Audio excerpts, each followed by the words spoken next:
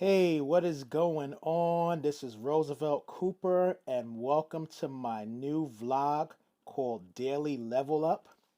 And the purpose of this vlog is to show you my journey as a gamer dad entrepreneur. One of the biggest questions I get all the time is how are you able to do it all? So, I work a full time job managing a team of 14 people. I participate in daily fantasy sports, playing sports such as basketball, baseball, hockey, football, tennis, golf, NASCAR, mixed martial arts. I also coach and consult other gamer dad entrepreneurs, showing them how they too can build a business on the side without sacrificing their family and gaming in the process. And in addition to that, I have my own family. I have a wife. I have three children, so I have to spend some time with them. And in addition to that, I also have my own gaming hobbies. I play video games, I play board games, and I play tabletop role playing games. So the whole purpose of this vlog is to show you how I do it. Going to be doing an episode daily. So this episode is going to show you what I did on Monday, President's Day. President's Day, I actually am off work today, so I don't have my full time job. And I'm not really playing any fantasy sports because NBA is on the All Star break. Hockey, most of the games in the daytime, and I'm not really interested in playing in the daytime today. So today is going to be a day off, so you'll be able to get to see some of the things that I do on my day off. So hopefully you enjoy this vlog, and I hope you enjoy the future episodes to come. Take care. All right, so we are about to play a game called Pandemic. This is a very cool board game. The whole gist behind this game is you work for the CDC and you are trying to stop a pandemic from occurring worldwide. So that's what we're gonna be playing. This is my son Maximus. Say hi, Max. Hi. So he's setting up the game for us. So we're going to be playing some Pandemic today. This is a cooperative game. So we're actually gonna be working together as partners to try to stop the pandemic together. So we are going to get into this game and have some fun. All right, so it is my turn. I'm going to show you how a turn works because we're actually about to cure our third disease. So basically, on each turn, you're allowed to do 4 actions per turn. So you have these movement actions. So movement actions allow you to move from one city to the other. You can drive or ferry to a city just by moving your piece to the next city that's connected to you. You could take a direct flight by discarding a city card to move to the city named on the card. So, for example, if I wanted to go to Baghdad, I would discard the bag. Well, I'm already in Baghdad, so that would be a bad example. If I wanted to go to Atlanta, I would discard the Atlanta card, and then I could fly directly to Atlanta. I could charter a flight, which I would discard the city card that matches the city that I am in to move to another any city. So, for example, I'm in Baghdad right now. If I want to discard this Baghdad card, I can do that, and then that will allow me to charter a flight to any city on the board. Or I can shuttle a flight. So, if I move to a city with a research station like Cairo, then I can fly to another city that has other research stations. So that is an option as well. Some of my other actions, I can build a research station by discarding a card that matches the city that I'm in. I also am an operations expert, so I can actually build research stations without discarding cards. I can treat a disease by, if I'm in a city that has a disease, these cubes represent diseases. I can remove one of those cubes to treat that disease. Another thing I can do is share knowledge, where I can go into a city where there's a card and either give that to my son, if I have that particular city, or if he has it, he can give it to me, or I can take it from him. So I can do that. Or I can discover a cure. So if I'm at any research station, as long as I have 5 city cards of that color, I can discover a cure for that disease. So this is my turn right now. I am in Baghdad. So the first thing I want to do is I want to get over to Cairo, where there's a research station. because I have 5 black cardinals, and I want to use these cards to discover a cure. So on my first action, I'm going to take a drive action and drive over to Cairo. So that's my first action. I can do up to 4 actions a turn. My second action, I'm going to discover a cure. So to discover a cure, I need 5 city cards of the same color of the disease that I want to cure.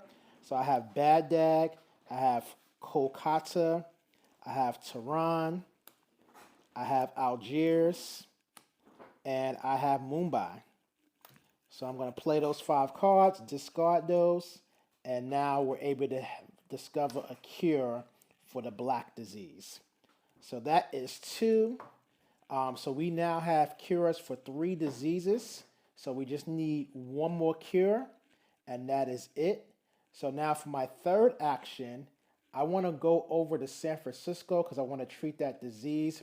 And then I'm going to meet my son potentially in Chicago or Atlanta, probably Atlanta because that's where I have a card for. So I'm going to meet him there so we can exchange knowledge. So I am going to, for my third action, I'm going to shuttle a flight, which allows me to move from one research station city to another research station city.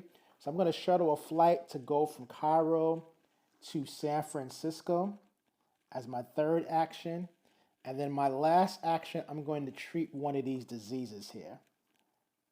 So I treat that disease, that gets us down to 1. So those are my 4 actions.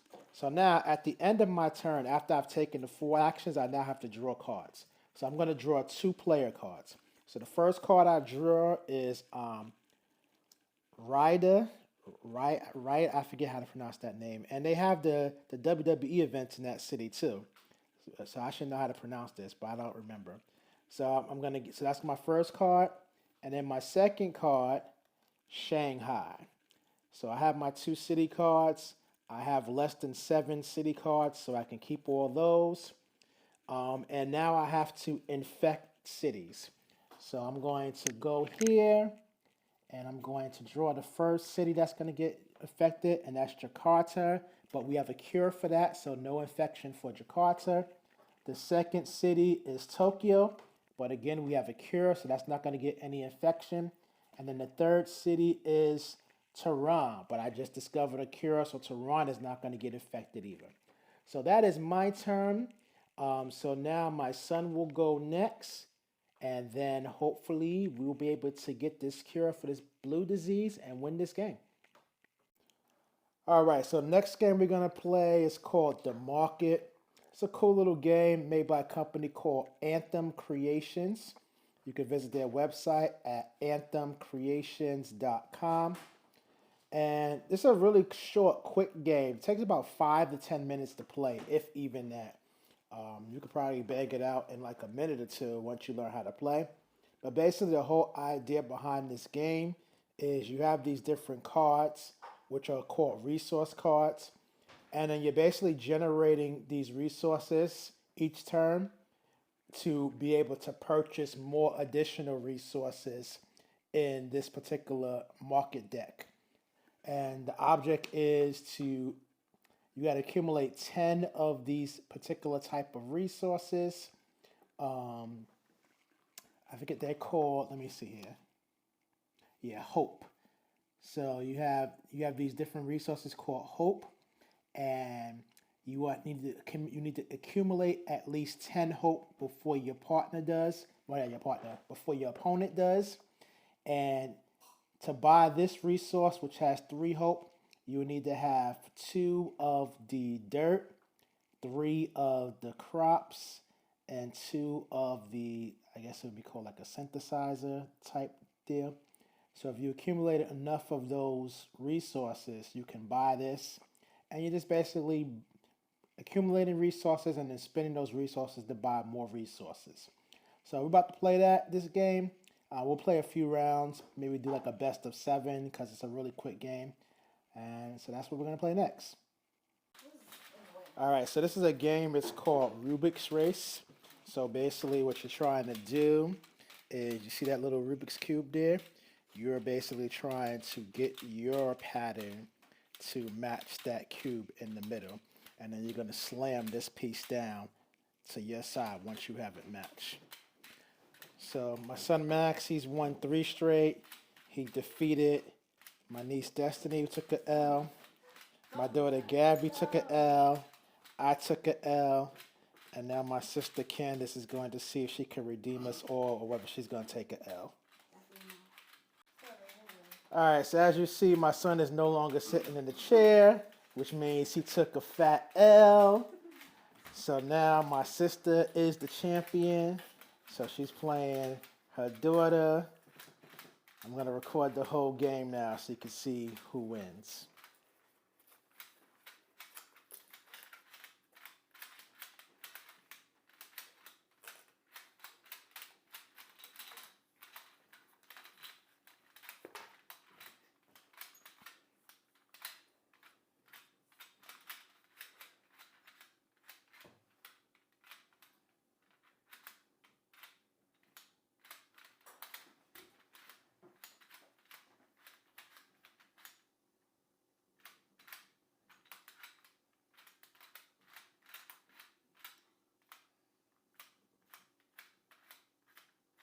The pressure is on.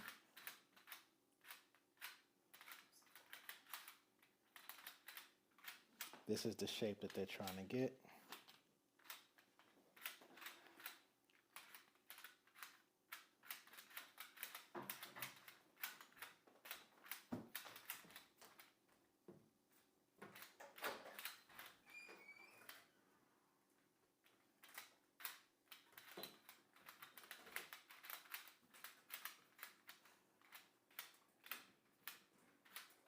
Gosh darn it.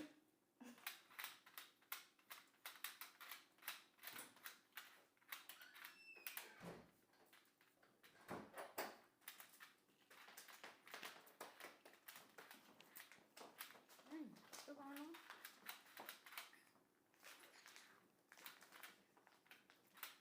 Another roadblock.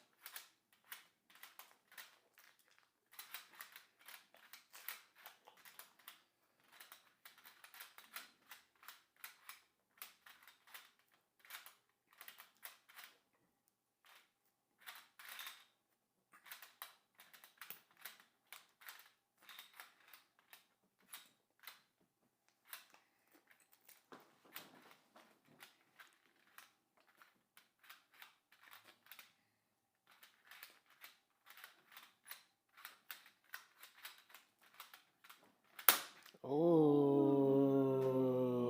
Let me fact check that. Let's see. That looks Alright. good. Yep. Alright. I got a little stuck. All right. I was close, but I got a New little champion. stuck. You know, whatever. All right. So I'm about to call it a night for day 1. Just finished playing Dice Throne Season 2 with my daughter. I was able to defeat her in that.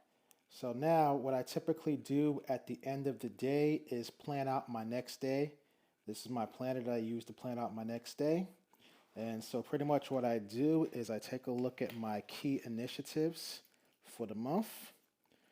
So some of my top goals that I'm working on right now is building fantasy sports lineups and trying to finish in the top 10% as well as the top 0.05%.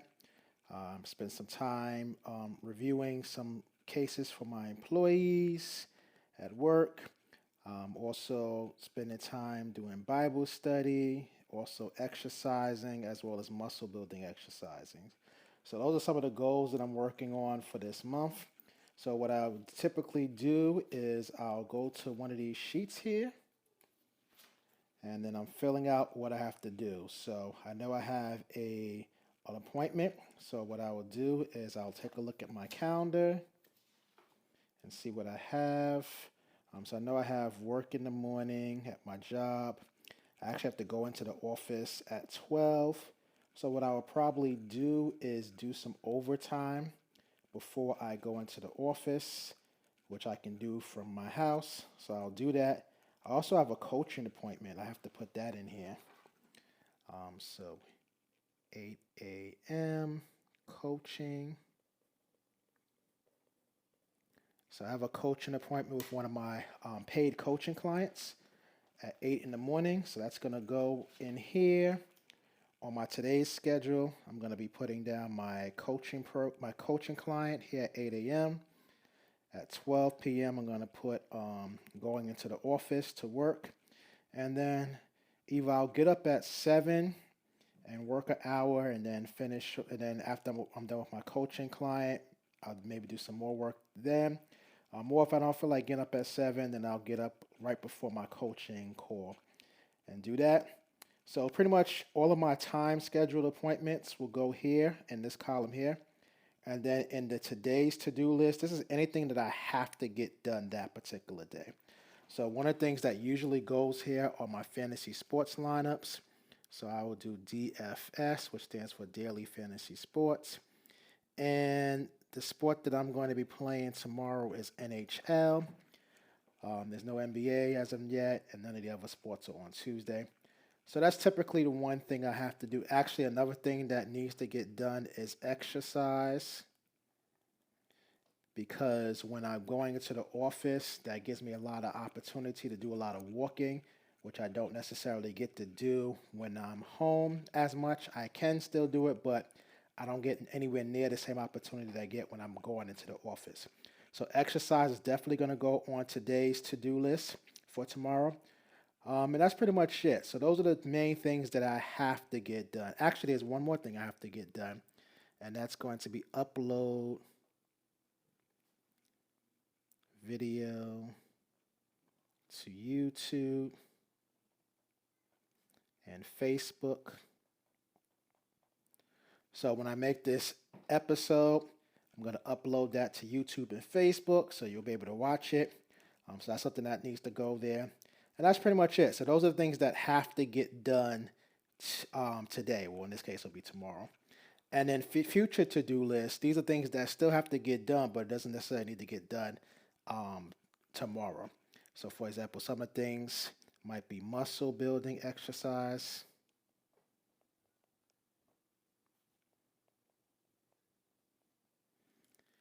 And then review cases for employees.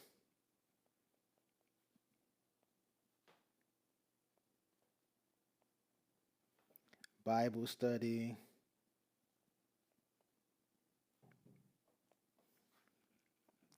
So those are some things that will go on my future to-do list. So those are things that that I do need to get done, but necessarily need to get done tomorrow. And then for my schedule, I'm going to circle 8 o'clock, coaching, client. So that'll be my call with my coaching client. Probably try to get up at 7 since it's 10 o'clock and I could probably go to bed soon. So work, overtime, and then 9, work, overtime, and then 12, work, office. Yeah, so that will be my schedule for tomorrow, and I'll be in the office pretty much all day. So that's pretty much my schedule for tomorrow. So then the last thing I will do is fill out the top. So tomorrow is, let's see here.